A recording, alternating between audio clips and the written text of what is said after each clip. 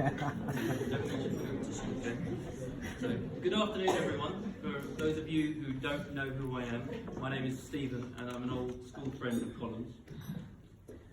Those of you who attended Colm's Stag Do may be a little bit confused while I'm standing up talking, when it was actually James Dempsey who organised the Stag Do in Munich. And a little congratulations for that.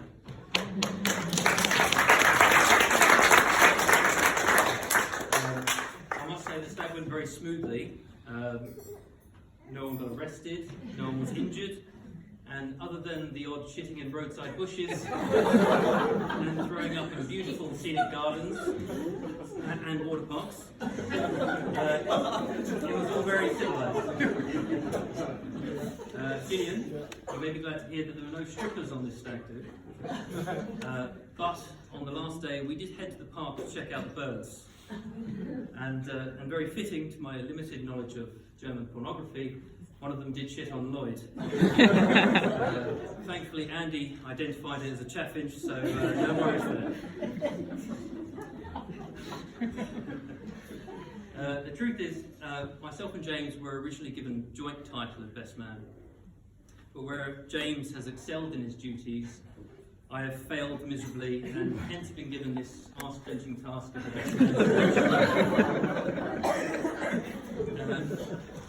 During the stag, I asked some of Colm's post-London friends if they had any stories for the speech, and they immediately started talking about the time Colm did this or that odd little random thing, like the time he tied up Ed Merchant and treated him like a slave for a day after losing a bet in relation to the collection of shoes. But on reflection, these aren't my stories, so in the interest of self-interest, I will give you an overview of my school experiences of Colm, and we'll finish with a few examples. As with most of Colm's London friends, myself and James first met Colm at secondary school. I described Colm the boy as an intelligent fella, but with a very silly sense of humour. Whether it was his constant light-hearted mockery of teachers, or in fact anyone, or maybe just his long rants about his love for potatoes.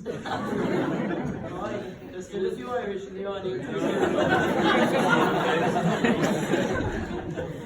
It was always random, but never dull.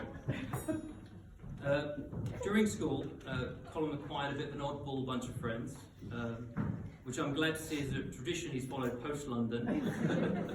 And by the end of school, the friends have been whittled down to a close, compact group with a common interest in rock and metal music.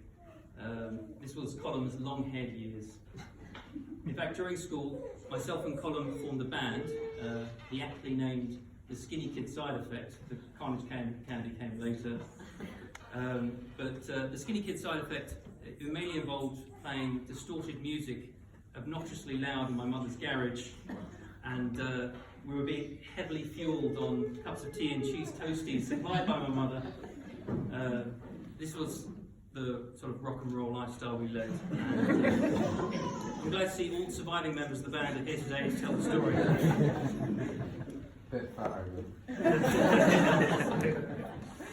Okay, so now to give you a few snippets of my memories of Colm, we'll start with the year 1998, when we were just young 16-year-old bucks.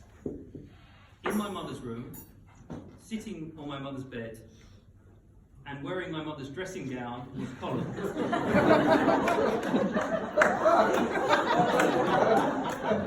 I remember this. I was showing off my new electric guitar and strumming the only 3 chords I knew. I started playing. Colm, being the lead singer and starved for lyrical inspiration, picked up my mother's notes on a lecture she had given earlier that week to young schoolgirls. It was titled Menstrual Cramping and Hormonal Changes, and he proceeded to passionately sing it at the top of his lungs. Sadly, this song never made it onto the shortlist for our one and only gig, possibly our B-sides when we hit 40. Colm, in fact, took a liking to my mother's dressing gown, as he was later spotted trespassing on the roof of Wanstead tube station while still wearing it.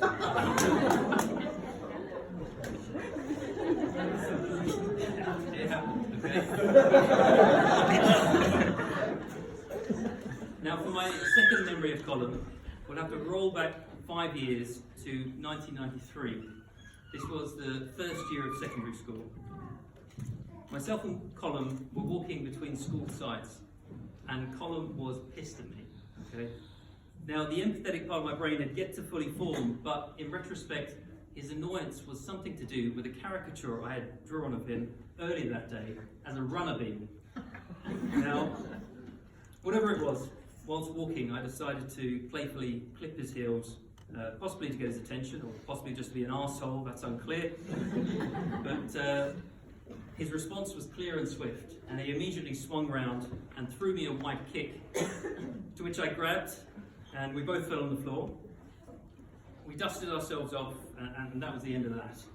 And it wasn't the most impressive of physical conflicts, but a line was drawn in the sand on that fateful day, and I'd like to think, but I may be wrong, that was the beginning of our friendship. So, to my third and final memory offering of Colm, we'll have to move forward to 1996. This is 3 years after our epic battle, but 2 years before Colm's menstrual cramping. As part of our weekly school sailing lessons, I found myself on a boat on a lake, and sitting opposite me was my regular sailing partner. He was a thin whippet of a boy who was capable of growing facial hair 5 years before anyone else. And shivering, the boy looked up at me and said in a strange accent, "I'm cold, Stephen." To which I replied, as I had done many times before, "I'm cold too, Carl." I tentatively told Colm at the stag that I might mention this tradition, and he looked a bit confused and said, "People won't care whether we were cold." Well, that may technically be true, okay, but the years are now passing at a bit of an alarming rate, and looking back on my childhood and school years, this is one of my many memories of Colm I hold with great affection and I'll never forget. You've all come to know Colm over the years, and you've all made an assessment of his character, but myself and James's experiences of him were during those boring school lessons, the walks home from school, the endless hours playing video games together, the field trips, band practices, and festivals, early drinking days. We were immersed in Colm's life for those fun, hormonal, coming-of-age years, and which I, for one, feel very privileged to have been a part of. Now, Gillian, it goes without saying you look very beautiful today. Colm is definitely punching well above his weight.